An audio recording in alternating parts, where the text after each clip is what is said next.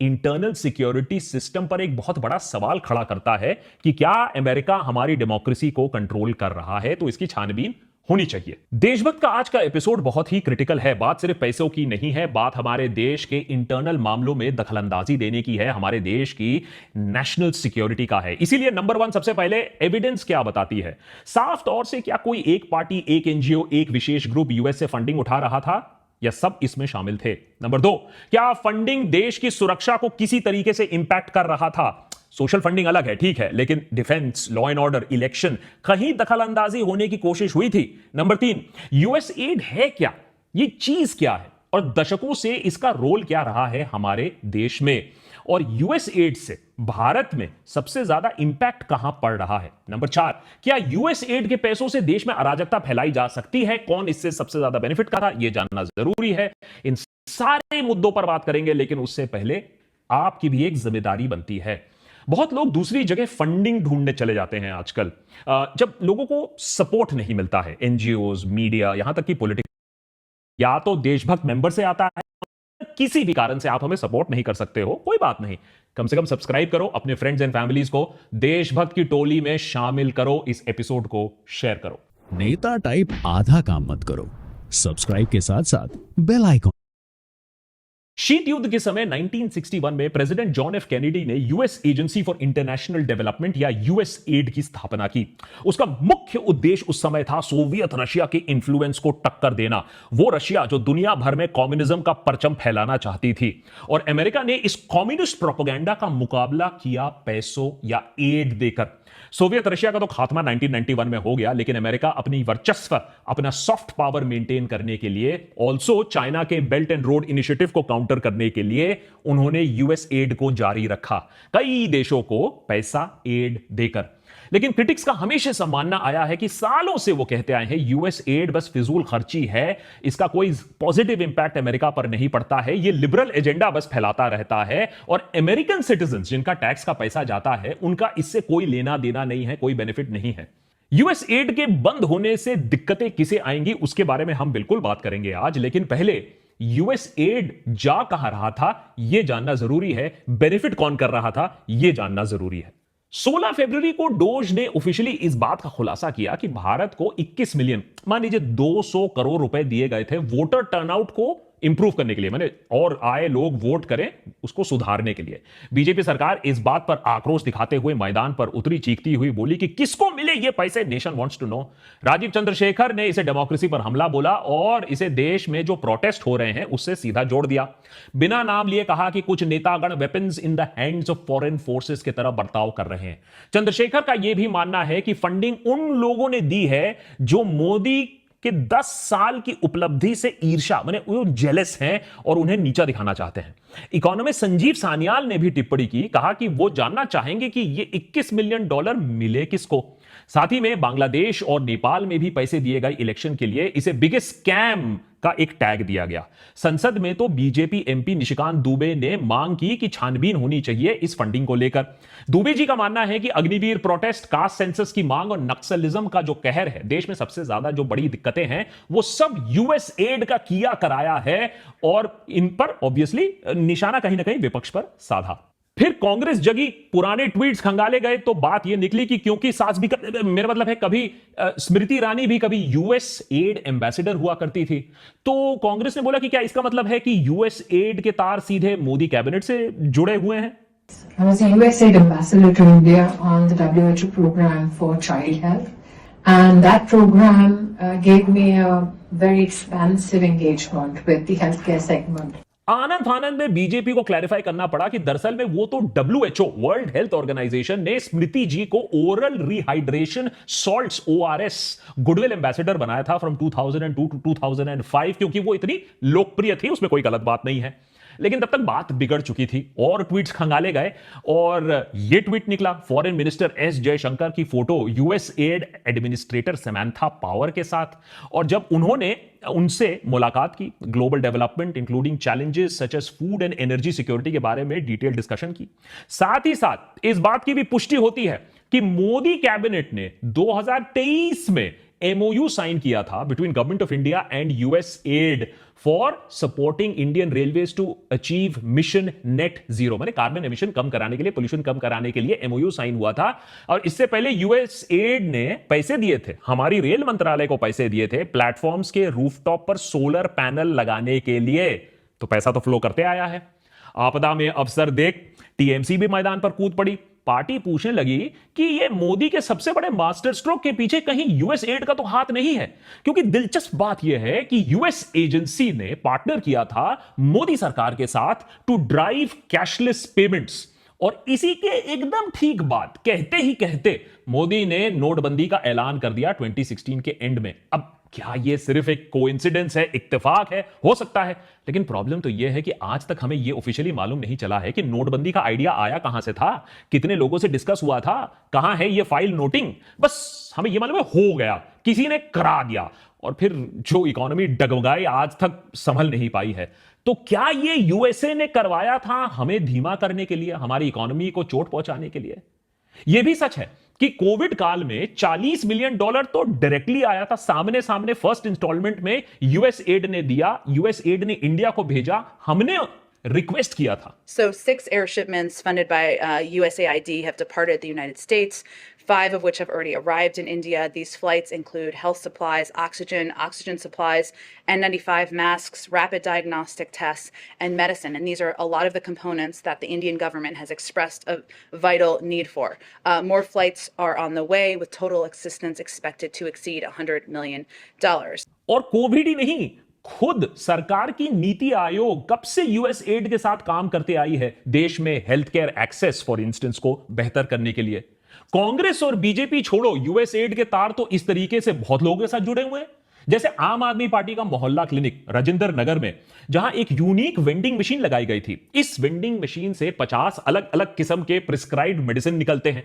इस प्रोजेक्ट को भी सच बनाया government of Delhi, US add और विश ने। वैसे कांग्रेस ने भी यह आरोप लगाया हुआ था पहले कि India against corruption, Arvind Kejriwal वाला, वो इंडिया अगेंस्ट करप्शन को यूएस ही फंडिंग देता आया है। तो चलो, अब आप आम आदमी पार्टी तो गई, लेकिन यूएस एड ने तो रिलायंस फाउंडेशन जैसे दिग्गज संस्थाओं के साथ भी पार्टनरशिप करके रखी है।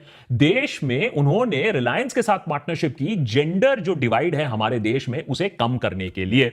तो हमारे रिसर्च से कुछ चीजें बिल्कुल साफ हो जाती हैं। यूएस एड भारत को दशकों से पैसे देता आया है, और इस पैसे देने का कारण राजनीतिक भी है, बिल्कुल है, इसमें कोई डाउट नहीं है।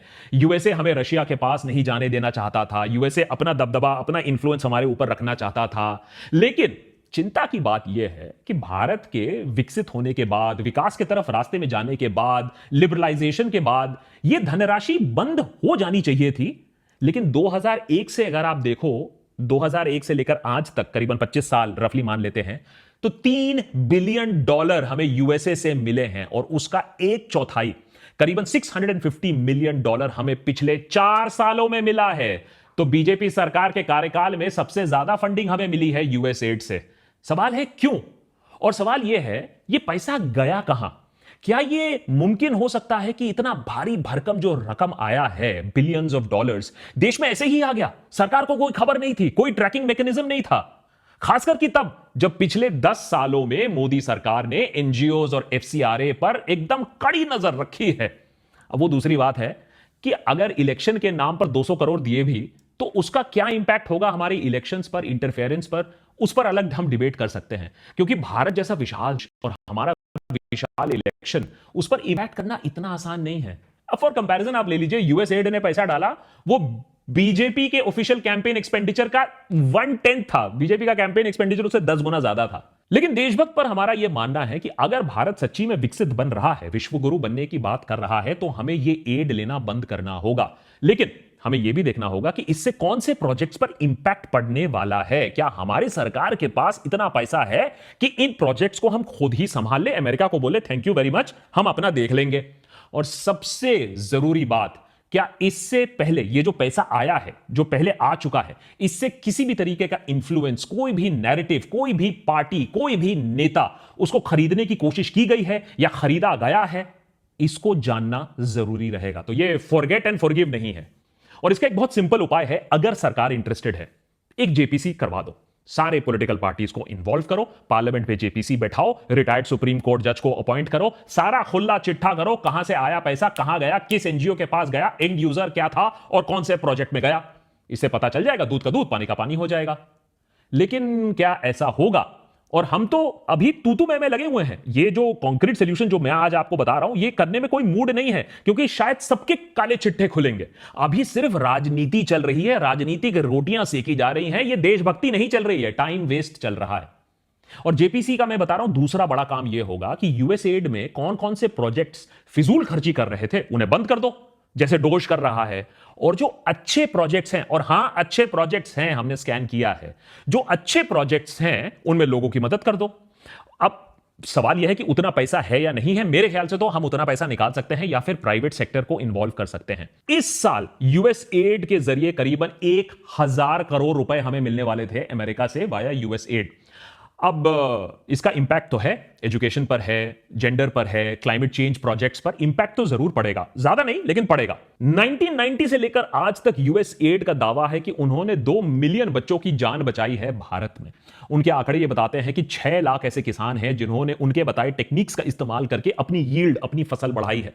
एचडीएफसी बैंक के साथ पार्टनर करके $100 मिलियन का एक क्रेडिट लाइन लॉन्च किया गया था कोविड के बाद। Small businesses, women lead businesses, वो जो अब वापस अपने पैर पर खड़े हो पाए कोविड के मार के बाद। अब ऐसा नहीं है कि सरकार और प्राइवेट सेक्टर इन सारे प्रोजेक्ट को संभाल नहीं सकती है, बस थोड़ा फोकस की तो जरूरत है। और इसी के साथ साथ कोई पॉलिटिकल और डिप्लोमेटिक स्ट्रिंग्स तो नहीं होंगे, अमेरिका के कोई तार तो नहीं जुड़े होंगे। यूएस एड रुकने से बाय द वे सबसे ज्यादा इंपैक्ट हमें नहीं पड़ेगा, भारत में नहीं पड़ेगा, सब सहारन अफ्रीका को पड़ेगा। सोचिए $6.5 बिलियन एक साल में उनको मिलने वाले थे। तो खासकर की जो एचआईवी क्लिनिक्स हैं, जो यूएस एड के जो क्लिनिक्स थे, अब उन पर ताला लगने वाला है। सवाल आपके मन में भी होगा कि इतने सालों के बाद फिर इसे बंद क्यों किया जा रहा है, इस यूएस एड को बंद क्यों किया जा रहा है। ट्रंप पॉलिटिकल रियलिटीज अच्छी तरीके से समझते हैं। वो जो अमेरिका वर्चस्व बनाए रख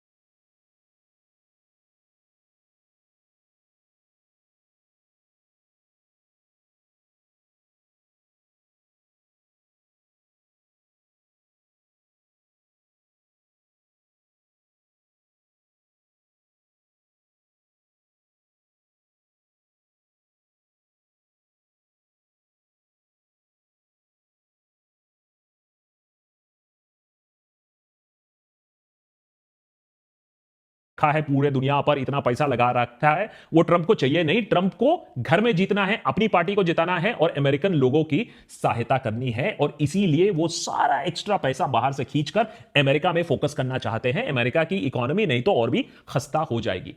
इसमें प्रॉब्लम है, यूएस एड के जो प्रोपोनेंट्स हैं, जो इसको मानते हैं कि एक सिस्टम बनाया था अमेरिका का, वो खराब हो जाएगा। यूएस का जो इन्फ्लुएंस है ऐसे ही नहीं बन गया है, सीरियल दिखाकर नहीं बन गया है, मूवी दिखाकर हॉलीवुड से नहीं बना है, पैसे दे देकर डाल डालकर लोगों को अपने मोहताज बनाया गया है। तो अमेरिका इसे as a national security tool देखता आया है, टूल किट बोल लीजिए, देखता आया है। और 50-60 साल लगाए हैं इस टूल किट को बनाने के लिए, ब्लेड को शार्पन करने के लिए। अब जो इसके प्रोपोनेंट्स हैं, जो एक्सपर्ट्स हैं जियोपॉलिटिकल, वो कह रहे हैं कि भैया इसको अगर आप बंद कर दोगे, जो 50-60 मिशंस पूरे दुनिया भर में यूएस एड के चल रहे हैं, एक बार बंद कर दोगे तो उसको फिर से बनाना, अपना वर्चस्व स्थापित करना इतना आसान नहीं होगा। और जब आप इसको बंद करोगे तो चाइना जैसे देश, हो सकता है रशिया, अपना इंफ्लुएंस बढ़ा देंगे। वैसे इंडिया के लिए भी इंफ्लुएंस बढ़ाने का बड़ा अच्छा टाइम है। याद है कोविड काल में भी जैसे हम लोग ने लोगों को फ्री वैक्सीन दिए थे, वो और कुछ नहीं है, अपनी वर्चस्वता बढ़ाने के लिए एक एड देने का कार्यक्रम है। तो इंडिया को भी यह सोचना पड़ेगा कि इस आपदा में हम भी अवसर उठा सकते हैं या नहीं। बात है कि सवाल बड़े इतना बड़ा कैसे है, क्योंकि 2024 में यूएस एड को पैसा कितना मिला, 44.2 बिलियन मिला, जो कि 0.4% of the US federal budget है। तो वैसे में भी यूएस एड का बजट बहुत धीरे धीरे कम कर दिया गया था। तो ऐसा नहीं है कि अमेरिकन इकोनॉमी पूरी पलट जाएगी अगर इसको आप बंद कर दोगे। लेकिन यूएस एड का एक लंबा हिस्ट्री रहा है इंडिया में। एग्रीकल्चरल यूनिवर्सिटीज, जो पहला इंडियन इंस्टीट्यूट ऑफ टेक्नोलॉजी है, 14 रीजनल इंजीनियरिंग कॉलेजेस, इन सब को बनाने में यूएस एड का पैसा लगा था। साथ ही साथ हमारे immunization programme, family planning, HIV, tuberculosis, polio, ये सारी जो चीजें हैं, इनको जो काउंटर करने के लिए पैसा लगता है, उनमें से यूएस एड से भी पैसा आया था। लेकिन जैसा हमने पहले कहा कि इसमें एक पॉलिटिकल स्ट्रिंग अटैच होता है। छोटा सा एग्जांपल देता हूं, 1965 में यूएस एड ने हमें $67 मिलियन का एक लोन दिया। काफी बड़ा लोन है वो उस समय, एक केमिकल फर्टिलाइजर फैक्ट्री बैठाने के लिए चेन्नई में। लेकिन एक कंडीशन लगा दी कि भैया ये जो अमेरिकन कंपनी ही होगी इसका डिस्ट्रीब्यूशन इंचार्ज, और भारत सरकार कोई एडिशनल फर्टिलाइजर प्लांट उस रीजन में बना ही नहीं सकती है, तो प्रॉफिट बांटकर हम ही छापेंगे। 2004 में जाकर वेरी इंटरेस्टिंगली इंडियन गवर्नमेंट ने डिसाइड किया कि हम कोई भी फॉरेन एड, कंडीशन वाला फॉरेन एड नहीं लेंगे। पैसा आ सकता है लेकिन आप हमारे ऊपर कंडीशन नहीं लगा सकते हो, और इसी के चलते धीरे धीरे धीरे धीरे जो एड और असिस्टेंस है वो कम हो गई है। लेकिन जाते जाते मैं एक पॉइंट रखना चाहूंगा, यूएस एड सिर्फ एक टूल किट है। अमेरिका के पास दूसरे टूल किट हैं हमें इंफ्लुएंस करने के लिए, हमारे पॉलिटिकल लीडर्स को इंफ्लुएंस करने के लिए। सुन लीजिए, former ambassador to India from America एक और टूल किट के बारे में बात करते हैं कि कितना इंपॉर्टेंट एस्पेक्ट है। अगर सोचो आपको इंफ्लुएंस करना है हमारे पॉलिटिकल क्लास को, कि सीधे उनके फैमिली मेंबर्स, उनके बच्चों को आप अप्रोच कर सकते हो, क्योंकि सारे के सारे ऑलमोस्ट अमेरिका में ही पढ़ते हैं। And if you look at the number of children of senior officials from India in the United States, it tells you something about the relationship, the level of trust, the importance that parties on both sides give to it. And that cannot be minimized, in my opinion. Farmer ambassador शायद जानते नहीं कि कितना significant चीज वो बोल गए। अगर आप टटोले पेजेस और इन्वेस्टिगेट करें तो फाइनेंस मिनिस्टर से लेकर, फॉरेन मिनिस्टर से लेकर, डिफेंस मिनिस्टर से लेकर, सबके सब बच्चे या तो वहां पढ़ चुके हैं, पढ़ रहे हैं, या अमेरिका में सेटल्ड हैं। अब आप सोचिए कि अगर आपको कैबिनेट को इन्फ्लुएंस करना है तो सिर्फ उनके बच्चों तक रीच करना है। तो अमेरिका जैसा देश ये काम नहीं कर सकता है। जो 50-60 सालों से यूएस एड चला रहा है, पूरी दुनिया में अपना दबदबा बना रहा है, वो कुछ लोगों को क्रैक नहीं कर सकता है। इसीलिए देशभक्त पर हमने पहले भी बोला था कि अगर आप एक क्रिटिकल एक पोस्ट होल्ड कर रहे हो भारत सरकार में, आपके बच्चों को, आपके क्लोज रिलेटिव्स को अमेरिका में रहने की परमिशन नहीं मिलनी चाहिए as a matter of fact. इस बात को सुनकर वैसे सोशल मीडिया और ये आईटी सेल वाले तिलबिला जाते हैं, लेकिन फैक्ट तो यही है कि अमेरिका आज भी हमें अलग अलग तरीके से इंफ्लुएंस कर सकता है। खैर, इस चीज पर पॉलिटिकल डिबेट तो चलती रहेगी, तुमने किया, तुमने किया, तुमने पैसा खाया, लेकिन कोई भी इस पर जेपीसी नहीं बैठाएगा, कोई भी इन्वेस्टिगेशन नहीं कराएगा, क्योंकि सबकी पोल यहां खुलेगी। लेकिन हमारी पोल खुलने के लिए कुछ है नहीं, क्योंकि हमने अपने सारे तार यहां खोल के रखे हैं। जैसा हमने बताया कि देशभक्त किसी के साथ भी ना कभी अलाइन था, ना रहेगा होपफुली, अगर आप हमें सपोर्ट करोगे। Zero funding, zero political connection, zero NGO connection, zero grant, only and only your advertisements, your support, जो आपको साफ साफ ट्रांसपेरेंट तरीके से दिखता है। अगर हमारा काम आपको पसंद आता है तो www.patreon.com/देशभक्त पे जाकर हमें सपोर्ट करिए, और कम से कम एपिसोड को शेयर करिए। हमें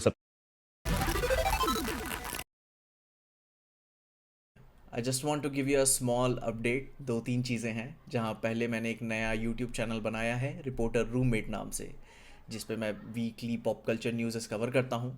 अब तुम में से कई लोग सोच रहे होंगे, ये सवाल रहेगा कि मैंने ऐसा क्यों किया। तो आपको बता दूं, बहुत टाइम पहले मैं इसी चैनल पे पीजे एक्सप्लेन पे ऑफ ड्यूटी नाम से एक न्यूज़ सीरीज चलाता था, जिनमें से एक न्यूज़ में कवर करता था मोस्टली वीकली, एंड मुझे रिस्पॉन्स भी उन वीडियोस पे काफ़ी अच्छा आया। पर समय के साथ मैंने फील किया कि ये वीडियो सही नहीं है पीजे एक्सप्लेन के लिए, क्योंकि बीच बीच में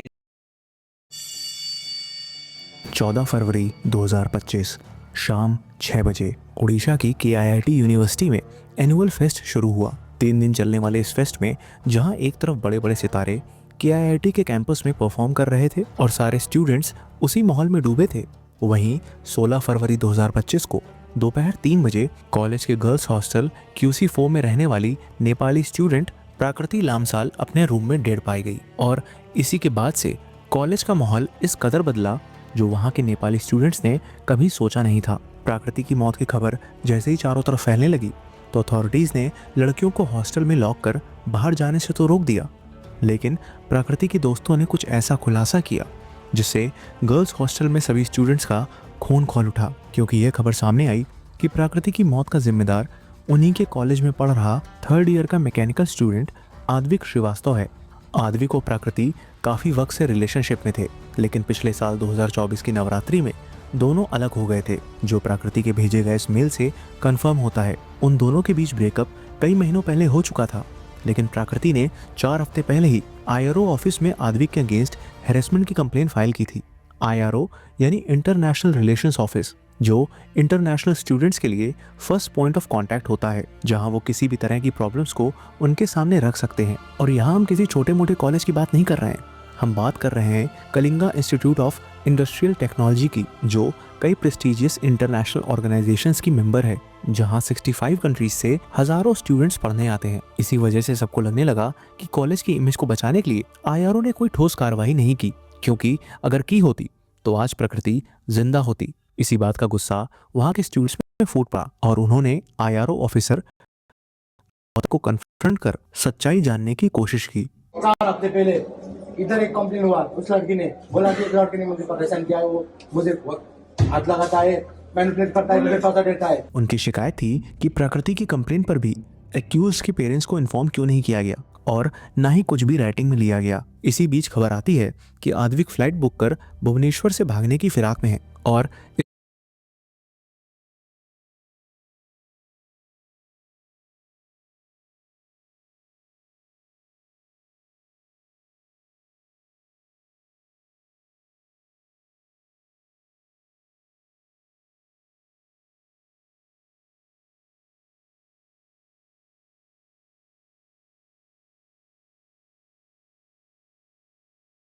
इस इंफॉर्मेशन के बेसिस पर पुलिस की एक टीम आद्विक को एयरपोर्ट से अरेस्ट कर लेती है।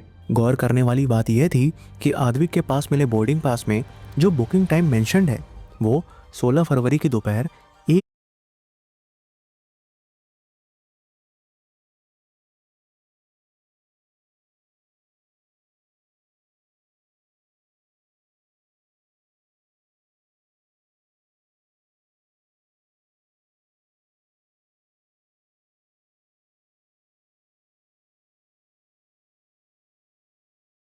1 बजकर 47 मिनट का है, यानी प्रकृति की लाश मिलने से लगभग 1.25 घंटे पहले ही आद्विक ने फ्लाइट बुक कर ली थी। प्रकृति के पेरेंट्स का कहना था कि उनकी अपनी बेटी से आखिरी बार बात उसी दिन दोपहर 2:51 पर हुई थी और उसकी किसी भी बात से यह नहीं लग रहा था कि वो परेशान या किसी बात से तनाव में थी। वहाँ मौजूद फीमेल स्टूडेंट्स जो इस पूरी घटना की आई विटनेस थी, उन्होंने बताया कि जिस स्टेट में प्रकृति की बॉडी पाई गई उससे एक हद तक ये जाहिर होता है कि यह एक प्री प्लान मर्डर है। इन्हीं सब बातों से कॉलेज के स्टूडेंट्स को लगने लगा कि प्रकृति की मौत एक बड़ी कॉन्स्पिरेसी का हिस्सा है, जिसे कॉलेज एडमिनिस्ट्रेशन दबाने की कोशिश कर रहा है, क्योंकि लखनऊ का रहने वाला आद्विक श्रीवास्तव एक रिच और स्ट्रॉन्ग पॉलिटिकल बैकग्राउंड की फैमिली से बिलोंग करता है। यह एक ऐसा बिगड़ैल अमीरजादा है जिसके लिए कॉलेज एजुकेशनल इंस्टीट्यूट नहीं बल्कि वो अड्डा है जहां वो शराब, पार्टी और मनचाही अय्याशी को अंजाम देता है। इसकी 2 मिनट 33 सेकंड की एक कॉल रिकॉर्डिंग सामने आई है जिसमें ये प्रकृति को भद्दी भद्दी गालियां देते हुए बेहद घटिया लहजे में बात करता है। सर मेरे मुंह मत लग, मत सच बताना कुछ उल्टा सीधा कर दूंगा। पूरा दिन शांति से रहा था, खाली जब आती चली आती है। मेरी मैंने स्टार्ट किया सर।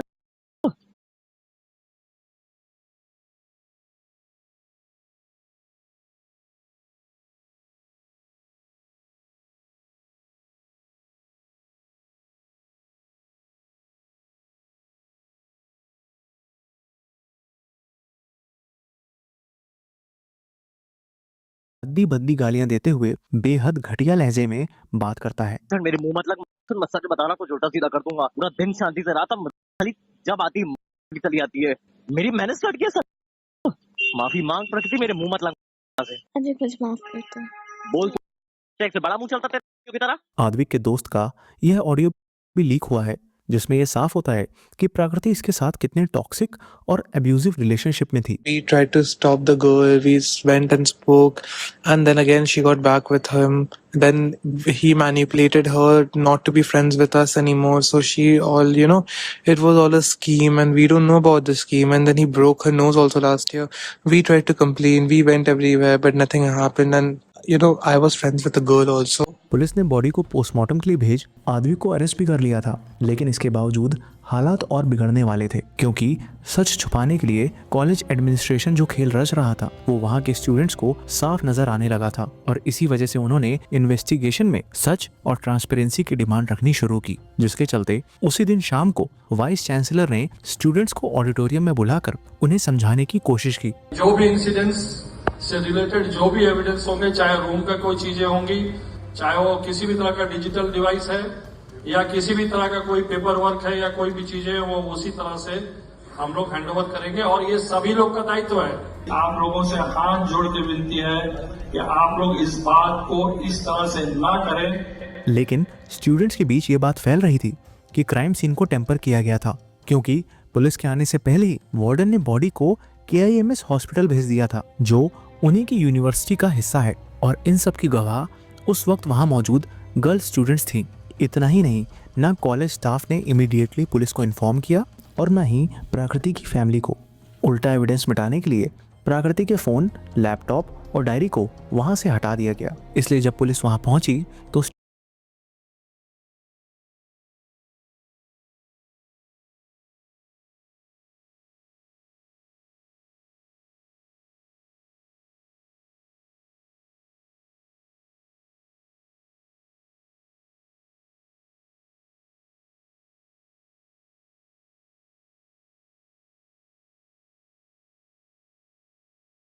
स्टूडेंट्स ने वहां पुलिस से क्राइम सीन को खोलकर उन्हें प्रकृति के लैपटॉप, फोन और डायरी दिखाने की मांग की, जिसके बाद पुलिस का दिया हुआ जवाब उन्हें अनसेटिस्फैक्टरी लगा। बच चुके, सुबह हमारा साइंटिफिक टीम आएगा, साइंटिफिक टीम, फोटोग्राफर्स, उसके सामने हमारा रूम को आप देख सकते हैं, अभी रूम नहीं खोल सकते हैं।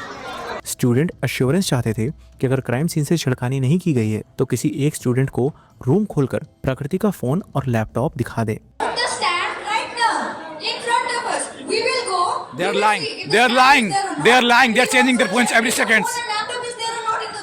उनकी यह डिमांड इसलिए थी क्योंकि गर्ल्स हॉस्टल के वार्डन ने हॉस्टल की लड़कियों के सामने पुलिस से यह कहा था कि रूम में कोई फोन नहीं है। पुलिस की कही हर एक बात उन्हें इसलिए झूठ और कवर अप लगने लगी क्योंकि जिस फॉरेंसिक्स टीम की आने की बात पुलिस कर रही थी, उनके आने तक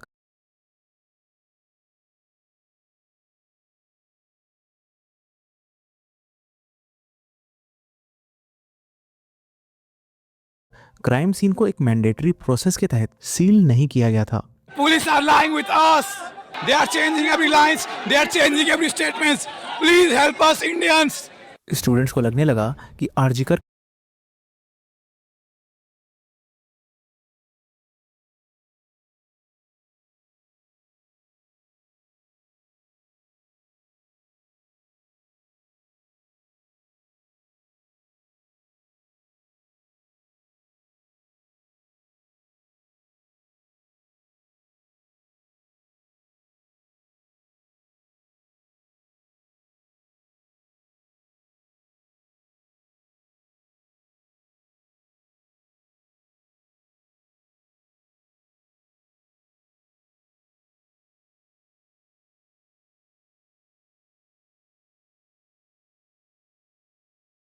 की तरह यह मामला भी दबा दिया जाएगा, क्योंकि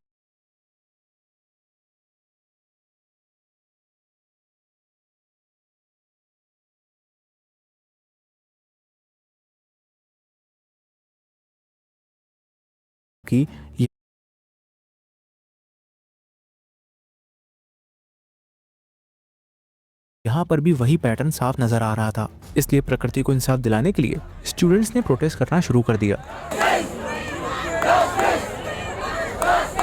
जब प्रोटेस्ट पूरी रात चलता रहा तो स्टूडेंट्स को शांत करने के लिए कॉलेज के फाउंडर अच्युतानंद समंता को खुद आना पड़ा। आराम से जाओ बच्चे लोग, आराम से जाओ, ये करो, ऐसे मत करो। चलो। वो रिक्वेस्ट तो कर रहे थे, लेकिन जिस इंसाफ के लिए स्टूडेंट्स इकट्ठा हुए थे वो उसे बिना लिए वापस नहीं जाना चाहते थे। इसी बीच भीड़ भाड़ के बढ़ने और धक्का मुक्की के चलते फाउंडर जमीन पर गिर पड़े। धक्का भीड़ भाड़ का था या फिर इंटेंशनल, यह तो क्लियर नहीं है, लेकिन इस बात का फायदा एडमिनिस्ट्रेशन और फैकल्टी ने पूरी तरह उठाया और सिचुएशन को और भी ज्यादा बदतर कर दिया। कॉलेज की फैकल्टी फाउंडर समंता को भगवान की तरह पूजती है। ऊपर से KIIT के स्टाफ ने यह अफवाह उड़ा दी कि नेपाली स्टूडेंट्स ने फाउंडर के साथ मारपीट की है, जिसके बाद सिचुएशन काफी अग्रेसिव हो गई। जहां एक तरफ कॉलेज की सिक्योरिटी ने प्रोटेस्ट कर रहे सभी मेल स्टूडेंट्स को बुरी तरह पीटना शुरू कर दिया, वहीं गर्ल्स हॉस्टल में फीमेल फैकल्टी ने नेपाली गर्ल्स स्टूडेंट्स को धमकाना शुरू कर दिया। बोलो मत, सामान जल्दी पैक करो, तो पुलिस आके पैक करेगा।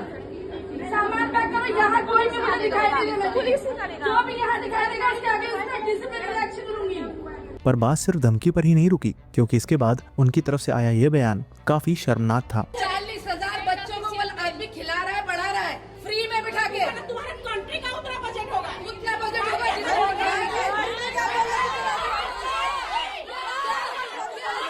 ये स्टेटमेंट देने वाली कॉलेज की एसोसिएट प्रोफेसर मंजुषा पांडे और girls hostel and students affair की जॉइंट डायरेक्टर जयंती नाथ थी। और जिस शख्स की वो बात कर रही हैं वो हैं कॉलेज के फाउंडर अच्युतानंद समंता, जो किस ऑर्गेनाइजेशन के थ्रू 40,000 गरीब बच्चों को खाना और एजुकेशन प्रोवाइड करते हैं। और इस कॉन्टेक्स्ट में इन दोनों ने नेपाली स्टूडेंट्स को ऐसा बेहुदा कमेंट पास किया था। यह सब 17 तारीख की सुबह 7 बजे शुरू हुआ। एक तरफ जहां स्टूडेंट्स को धमकाया और मारा जा रहा था, वहीं दूसरी तरफ कॉलेज अपने सोशल मीडिया हैंडल पर अपने फेस्ट की सक्सेस दिखा रहा था। इसके बाद सुबह 8 बजे कॉलेज नोटिस जारी कर सभी नेपाली स्टूडेंट्स को यूनिवर्सिटी कैंपस खाली करने का ऑर्डर देता है, जिसके चलते 3 इंटरनेशनल हॉस्टल में वार्डन और डीन दाखिल होते हैं, जिनके साथ कॉलेज सिक्योरिटी, बाहर से बुलाए गए गुंडे और जिम ट्रेनर तक शामिल थे। वार्डन के पास उन सभी रूम नंबर्स की लिस्ट थी जहां नेपाली स्टूडेंट्स रहते थे और उन्हीं कमरों में जबरदस्ती घुसकर सभी नेपाली स्टूडेंट्स को बेरहमी से पीटना शुरू कर दिया। शॉकिंगली इसमें प्रोफेसर्स भी पीछे नहीं रहे और बच्चों पर हाथ छोड़ने के बाद वो प्राउडली सेल्फी लेते तक देखे गए। सभी नेपाली स्टूडेंट्स को अपना सामान पैक कर तुरंत यूनिवर्सिटी छोड़ देने की धमकी दी गई। बच्चों को इस कदर पीटा गया कि किसी के पेट में सूजन आ गई, किसी की बॉडी सुन पड़ गई और कई स्टूडेंट्स के प्राइवेट पार्ट्स में भी चोट लग गई। और ये सब होते हुए डीन और वार्डन शेमलेसली देख रहे थे। हॉस्टल के अंदर की गई मारपीट की वीडियो रिकॉर्डिंग करने वाले स्टूडेंट से वार्डन और सिक्योरिटी स्टाफ जबरदस्ती उनका फोन छीनकर फोटोज और वीडियोस डिलीट करवा रहे थे। यह पूरी घटना सिर्फ कहीं सुनी बातें नहीं है, बल्कि वहां के स्टूडेंट्स ने खुद ये दहशत, ये दर्द झेला है। ये सभी स्टूडेंट्स अपने आप को इस कदर बेबस महसूस कर रहे थे, क्योंकि जिस वार्डन स्टाफ से वो रोज सुबह मिलकर मुस्कुराते थे, आज वही उन्हें बेरहमी से मारने में तुले हुए थे। किस्सा यहीं खत्म नहीं हुआ, क्योंकि इसके बाद उन्होंने लगभग 800 नेपाली स्टूडेंट्स को बस में भरकर कटक, भुवनेश्वर और अलग अलग जगहों पर भेज दिया, ताकि ये स्टूडेंट्स यूनाइट ना हो पाए। 17 तारीख को नेपाली स्टूडेंट्स अलग अलग जगहों पर हेल्पलेसली भटकते रहे। ना उनके पास खाना था, ना ही घर वापस जाने के लिए टिकट के पैसे। कई स्टूडेंट्स तो नंगे पैर ही कॉलेज से भगा दिए गए थे। अपने देश से इतनी दूर आई है स्टूडेंट्स, जिनसे कॉलेज 25-25 लाख रुपए की फीस लेता है, आज उन्हें ये ऐसा दिन दिखा रहा था। इन सब के बावजूद अपनी गलतियों की जिम्मेदारी लेने की बजाय कॉलेज अथॉरिटीज ने उन्हीं गलतियों पर पर्दा डालने के लिए फौरन यूटर्न ले लिया। जब यह खबर नेशनल इशू बन नेपाल एम्बेसी तक पहुंच गई, जिसके चलते नेपाल के prime minister KP Sharma Oli ने पूरे मामले को इन्वेस्टिगेट करने के लिए 2 ऑफिसर्स तुरंत रवाना कर दिए। इसलिए ये दिखाने के लिए कि सिचुएशन कंट्रोल में है, कॉलेज अथॉरिटीज ने हिपोक्रेसी की लिमिट ही क्रॉस कर दी। जिस कॉलेज ने 17 तारीख की सुबह नेपाली स्टूडेंट्स को हॉस्टल इवैक्यूएट करने की नोटिस दी थी, वही कॉलेज उसी दिन देर रात को एक लेटर ऑफ अपील जारी करता है, जिसके अकॉर्डिंग ऐसा शो किया गया कि स्टूडेंट्स अपनी मर्जी से कॉलेज कैंपस छोड़कर गए हैं, ना कि उन्हें निकाला गया है। और साथ ही अपने कॉलेज के ट्विटर हैंडल से नेपाली स्टूडेंट्स के रिटर्न के लिए 24/7 हेल्पलाइन और कंट्रोल रूम सेटअप करने का ड्रामा रचा। उसी रात 11 बजे रेलवे स्टेशन और बस स्टैंड पर पुलिस और वार्डन से अनाउंसमेंट करवा स्टूडेंट से कोऑपरेट कर कॉलेज वापस चलने की अपील की गई। यहाँ तक ये लोग पीछा कर रहे हैं, रेलवे स्टेशन तक पीछा कर रहे हैं। ये लोग हम लोग ना जाने दे रहे हैं, ना कुछ कर रहे हैं, लात मार के निकाल दिए और यहाँ तक हम लोग पीछा कर रहे हैं। अगर आप लोग जबरदस्ती करेंगे हम लोग के साथ, तो हम लोग वीडियो करके अपने कंट्री में भेज देंगे। उन सभी स्टूडेंट्स के साथ जो हुआ था, उससे वो डरे सहमे थे। इसलिए उन्हें वापस ले जाने के लिए किसी को प्लेसमेंट तो किसी को 2500 रुपए से खरीदने की कोशिश की गई। जो गर्ल्स स्टूडेंट्स वापस गई भी तो उनसे एक अंडरटेकिंग फॉर्म साइन करने को कहा गया। जिसमें मेंशन्ड 4 पॉइंट्स में यूनिवर्सिटी के रूल्स फॉलो करना, फ्यूचर में किसी भी इनडिसिप्लिनरी एक्टिविटी में इन्वॉल्व ना होना, किसी भी इनडिसिप्लिनरी एक्टिविटी को रिपीट ना करना और यूनिवर्सिटी में वापस लौटने के लिए उन्हें रिकंसिडर करने की रिक्वेस्ट को मेंशन किया गया। इन सभी पॉइंट से ऐसा शो किया जा रहा था कि जैसे बच्चों ने बहुत बड़ा अपराध कर दिया है और अपनी गलती मान वो कॉलेज से रिक्वेस्ट कर रहे हैं कि वो भविष्य में इसे रिपीट नहीं करेंगे, इसलिए उनकी कॉलेज ज्वाइन करने की रिक्वेस्ट को सुना जाए। लेकिन मामला हाथ से फिसल चुका था, इसलिए डैमेज कंट्रोल करने और आम जनता को बेवकूफ़ बनाने के लिए 18 फरवरी को फॉलो अप नोटिस रिलीज की गई, जिसमें 2 सिक्योरिटी स्टाफ का टर्मिनेशन और 2 सीनियर हॉस्टल ऑफिशियल और 1 आईआरओ ऑफिसर को सस्पेंड करने का जिक्र किया गया। खाना पूर्ति के लिए इन्हीं लोगों का अरेस्ट दिखा, उन्हें कुछ ही घंटों बाद बेल पर रिहा भी कर दिया गया। कवर अप करने का खेल यही नहीं रुका, लेटर ऑफ अपॉलजी के साथ अपमानजनक कमेंट करने वाली दोनों फीमेल स्टाफ की अपॉलजी वीडियो सोशल मीडिया पर जारी कर दी गई। I want to take a moment to apologize for my recent remarks regarding Nepal. Any of my statements has hurted the sentiment of my Nepali students or people of Nepal. I apologize for it sincerely. गौर करने वाली बात यह थी कि इन सब में कहीं भी स्टूडेंट्स के साथ किए गए असॉल्ट का जिक्र नहीं किया गया और ना ही कोई जिम्मेदारी ली गई। हाँ, लेकिन सोशल मीडिया में दिखावे के लिए 2 मिनट का मौन रखने वाली फोटो जरूर डाल दी गई, जिसे लोगों ने पूरी तरह से फेक, एक नाटक और घड़ियाली आंसू बताया। 18 फरवरी की शाम जब स्टूडेंट्स कैंडल मार्च कर पीसफुली प्रोटेस्ट कर रहे थे तो लोकल पार्टी के कार्यकर्ताओं ने मौके का फायदा उठाकर तोड़ फोड़ करना शुरू कर दिया। बोले थे ना कुछ पॉलिटिकल पार्टी का पता नहीं कौन कौन नेता लोग आके हम लोग को ज्वाइन कर लिया था। एकदम से बात करते करते वो लोग क्या किया ना, मतलब किट का आई लव किट बोल के एक बड़ा सा साइन है हम लोग के एकदम मेन गेट पे, उसको गमला मार के तोड़ने लगा। हम लोग इसको बिल्कुल सपोर्ट नहीं करते, इनको हम लोग जानते भी, इन लोग पता नहीं कहाँ से आ गया। इस तोड़ फोड़ में भले ही किसी भी कॉलेज स्टूडेंट का हाथ नहीं था, लेकिन अब इसका इस्तेमाल असली मुद्दे से भटकाने के लिए किया जा सकता है। नेपाली स्टूडेंट्स ने कई पॉइंट में कॉलेज अथॉरिटीज के सामने अपनी कुछ डिमांड्स रखी हैं, जिसमें प्रकृति को इंसाफ दिलाने के लिए इंडिपेंडेंट पुलिस इन्वेस्टिगेशन और पूरे मामले की निष्पक्ष जांच, इस नेग्लिजेंस के लिए रिस्पॉन्सिबल आईआरओ ऑफिसर्स के अगेंस्ट एक्शन, उन पर किए गए फिजिकल असॉल्ट और डिस्क्रिमिनेटरी रिमार्क की अकाउंटेबिलिटी और उसके अगेंस्ट लीगल एक्शन और सीसीटीवी फुटेज रिलीज करने जैसी मांगे शामिल हैं। हालांकि इसके रिस्पॉन्स में अथॉरिटीज़ ने कुछ भी रिटर्न में देने से मना कर दिया है, उल्टा यह कह दिया है कि तुम लोगों का प्लेसमेंट तो होगा ही नहीं।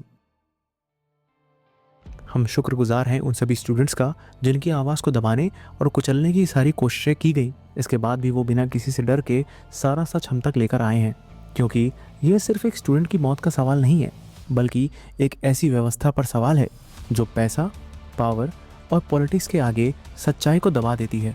कि आईआईटी जैसा प्रेस्टीजियस इंस्टीट्यूशन जो दुनिया भर के स्टूडेंट्स को सुरक्षा और शिक्षा का वादा करता है, आज उसी ने अपने छात्रों का भरोसा तोड़ दिया है।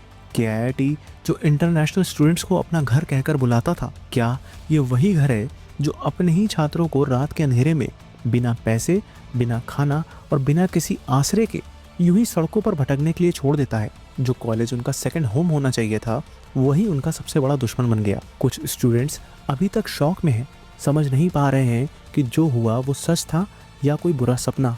हम सच के सामने आने की उम्मीद तो करते हैं, पर डर इस बात का भी है कि हर कहानी की तरह इस मुद्दे से भी दुनिया आगे बढ़ जाएगी, न्यूज़ चैनल्स की हेडलाइंस बदल जाएगी और हर बार की तरह कि आईआईटी इस बार भी अपने ऊपर लगे इस दाग को मिटा देगी। अगर आप क्राइम केसेस ऑडियो फॉर्म में सुनना पसंद करते हैं तो आप स्पॉटिफाई पर हमारे